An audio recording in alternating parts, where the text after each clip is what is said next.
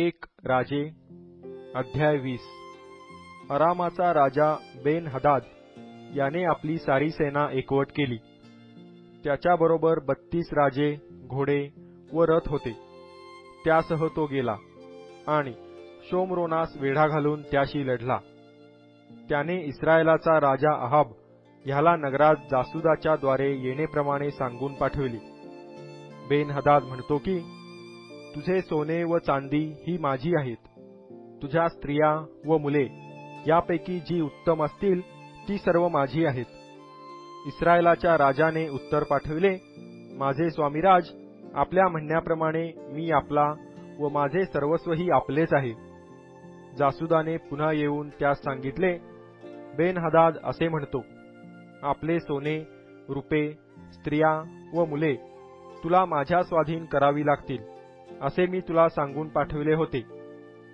पण उद्या ह्याच वेळी मी आपले चाकर तुझ्याकडे पाठविणार आहे। ते तुझे घर व तुझ्या चाकरांची घरे ढुंडाळतील आणि तुझ्या दृष्टीने जे जे काही तुला प्रिय असेल ते हस्तगत करून नेतील। तेव्हा इस्रायलांचा राजा देशातील सर्व वडीलजनास बोलावून आणून म्हणाला, पहा, हा मनुष्य माझे कसे अनिष्ट करू पाहत आहे। माझ्या स्त्रिया, मुले, सोने व रुपे हस्तगत करण्यास त्याने माझ्याकडे मनुष्य पाठवला, तेव्हा मी नाही म्हटले नाही।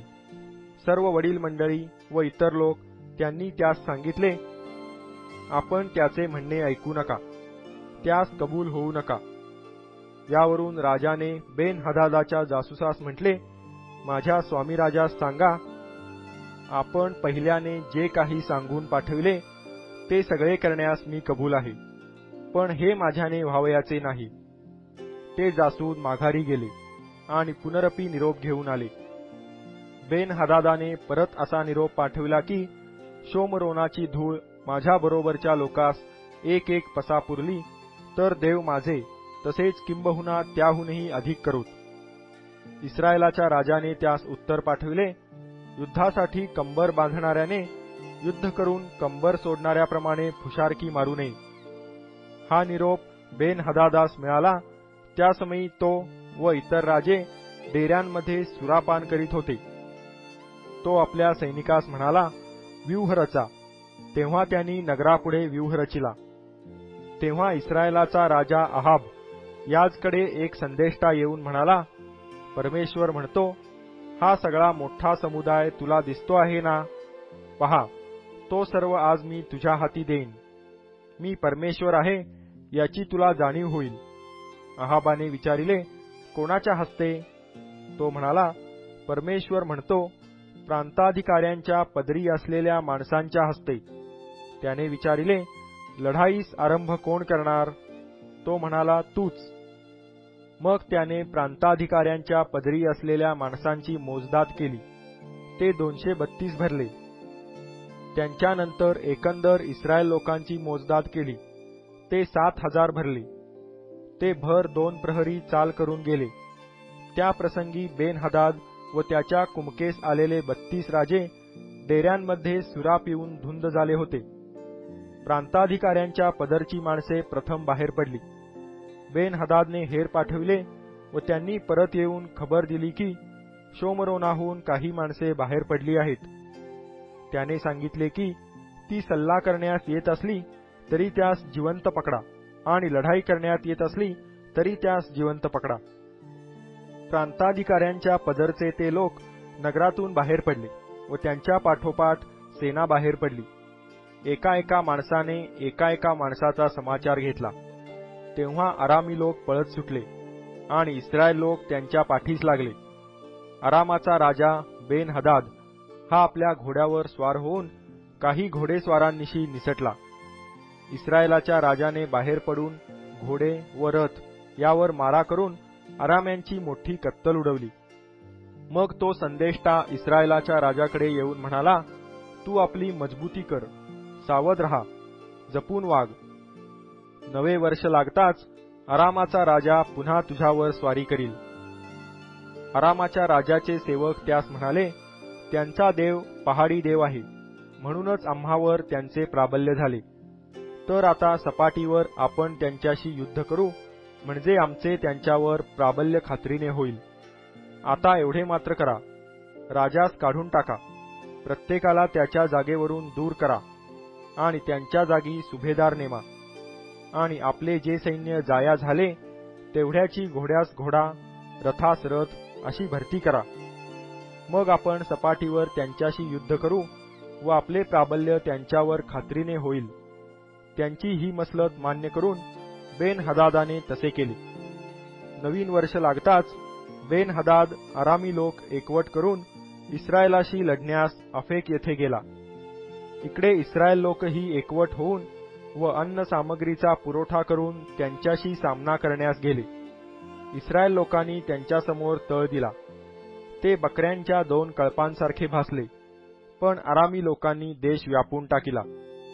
तेव्हा देवाच्या माणसाने इस्रायलाच्या राजाकडे जाऊन सांगितले, परमेश्वर असे म्हणतो, परमेश्वर हा पहाडी देव आहे, तळवटीचा देव नाही असे आरामी लोक म्हणाले आहेत.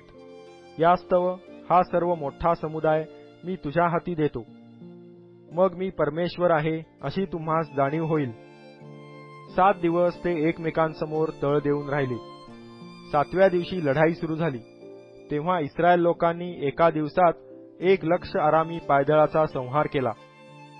उरलेले लोक अफेक शहराकडे पळून जाऊन त्यात शिरले. तेव्हा शहराचा तट कोसळून त्यातल्या 27,000 लोकांवर पडला. बेन-हदादही पळून व नगरातल्या एका घरातल्या आतल्या खोलीत लपून राहिला. त्याचे सेवक त्यास म्हणाले, पहा, आम्ही असे ऐकतो की इस्रायल घराण्याचे राजे दयाळू असतात, तर कमरेस गोंडपाट गुंडाळून व गळ्यात दोऱ्या बांधून आम्हास इस्रायलाच्या राजाकडे जाऊ द्या, तो कदाचित आपला प्राण वाचविल. त्याप्रमाणे ते कमरेस गोंडपाट गुंडाळून व गळ्यात दोऱ्या बांधून इस्रायलाच्या राजाकडे जाऊन म्हणाले, आपला दास बेन-हदाद म्हणतो, मला जीवदान द्यावे. राजा म्हणाला, तो अजून जिवंत आहे काय? तो तर माझा बंधू आहे. हा शुभशकून समजून त्यांनी त्याच्या मनात काय आहे ते समजण्यासाठी त्याचे शब्द चटकन झेलून म्हटले, आपला बंधू बेन-हदाद. राजा त्यास म्हणाला, जा, त्यास घेऊन या. बेन-हदाद त्याच्यापाशी आल्यावर त्याने त्यास आपल्या रथात घेतले. बेन-हदाद त्यास म्हणाला, जी नगरे माझ्या बापाने आपल्या बापापासून घेतली ती मी परत देतो. माझ्या बापाने शोमरोनात पेठा वसविल्या, तशाच आपणही दिमिश्कात आपल्या नावाच्या पेठा वसवा. अहाब म्हणाला, या शर्तीवर तुला सोडून देतो. त्याने बेन-हदादाशी करार-मदार करून त्यास सोडून दिले. त्यानंतर संदेष्ट्यांच्या शिष्यांपैकी एक जण परमेश्वराच्या स्फूर्तीने आपल्या सोबत्यास म्हणाला, मला मार. तो मनुष्य त्यास मारावयास कबूल होईना. मग तो त्यास म्हणाला, तू परमेश्वराचे वचन मानिले नाहीस तर पहा, मजकडून तू जाताच सिंह तुला मारून टाकील. तो त्याच्याकडून जाताच त्यास एका सिंहाने गाठून फाडून टाकिले. त्या शिष्यास दुसरा मनुष्य भेटला. त्यास तो म्हणाला, मला मार. त्या मनुष्याने त्यास मारून घायाळ केले. मग तो संदेष्टा चालता झाला आणि आपले डोळे पागोट्याच्या पदराने झाकून राजाची मार्ग प्रतीक्षा करीत रस्त्यात उभा राहिला. राजा जवळून जात असता त्याने त्यास हाक मारून म्हटले, आपला सेवक रणभूमीवर गेला होता तेव्हा एक मनुष्य दुसऱ्या एका मनुष्यास घेऊन मजकडे आला आणि म्हणाला, या मनुष्यास संभाळ. जर का हा नाहीसा झाला तर तुझा जीव त्याच्या जीवाचा मोबदला होईल, नाही तर तुला 100 रत्तल चांदीचा दंड होईल. आपला सेवक इकडे तिकडे कामात गुंतला असता तो निसटून गेला. इस्रायलाच्या राजाने त्यास म्हटले, तोच तुझा न्याय. तू आपल्याच तोंडाने निर्णय केला.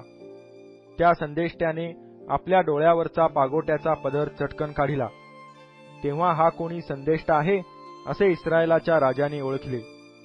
तो राजास म्हणाला, परमेश्वर असे म्हणतो, ज्या मनुष्याचा नाश मी योजिला होता तो मनुष्य तू आपल्या हातचा जाऊ दिला तर त्याच्या प्राणाबद्दल तुझा प्राण जाईल व त्याच्या लोकांबद्दल तुझे लोक जातील.